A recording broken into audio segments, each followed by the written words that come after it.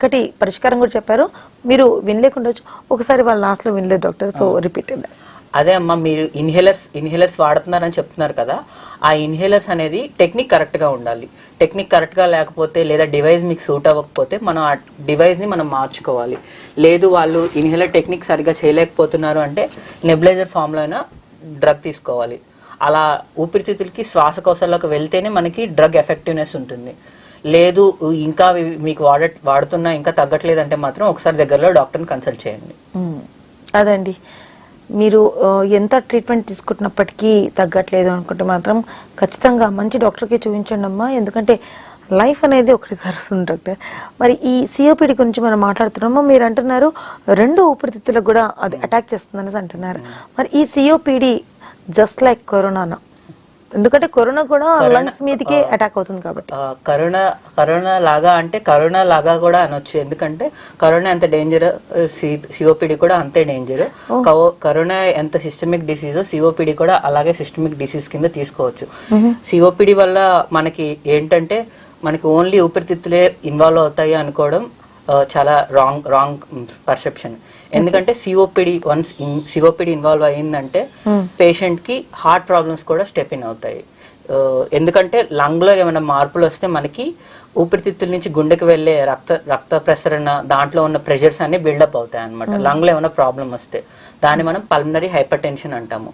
Once మనకి ఆ రక్త ప్రసరణ ప్రెషర్ పెరగడం వల్ల ఆ ఊపిరితిత్తుల్లో మన పల్మనరీ హైపర్ టెన్షన్ వస్తుంది. కాబట్టి right side of the heart మనకి 4 chambers లో ఉంటుంది. 2 chambers on the right side, 2 chambers on the left side. మనకి రైట్ సైడ్ ఛాంబర్స్ లోకి ప్రెషర్ పెరగడం వల్ల రైట్ సైడ్ హార్ట్ డిసీజ్ అంతా కూడా వస్తుంది.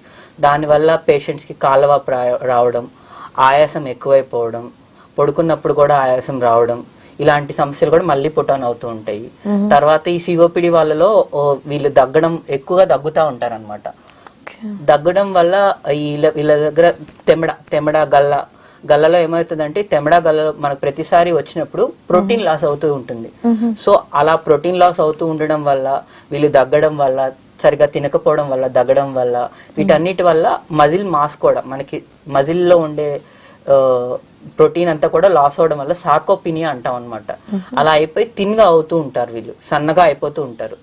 దానివల్ల వీళ్ళకి పోను ఆస్టియోపోరోసిస్ వచ్చే ఛాన్సెస్ కూడా ఉంటాయి. ఆస్టియోపోరోసిస్ అంటే ఎముకల్లో కూడా కాల్షియం డిపాజిషన్, ఇవంతా సత్తు అంతా తగ్గిపోయి ఎముకలు ఇరిగిపోయే స్థాయికి వస్తాయి అనమాట ఆస్టియోపోరోసిస్ అంటే, న్యూట్రిషన్ వల్ల. సో ఇదంతా ఉంటాయి. మళ్ళీ మామూలుగా సిఓపిడి కారణం ఏంటి? సిగరెట్ స్మోకింగ్, వీటి వల్ల వస్తుంది. సో వాళ్ళకి ప్యారలల్ గా లంగ్ క్యాన్సర్స్ కూడా వచ్చే ఛాన్సెస్ ఉంటాయి. సో సిఓపిడి అనేది అలాగే రిస్క్, కోవిడ్ లాంటిదే. కాకపోతే కోవిడ్ అనేది ఇన్ఫెక్షన్, ఇది డిసీజ్, ఇది ఒక క్రానిక్ డిసీజ్. అది కోవిడ్ అనేది ఇన్ఫెక్షన్.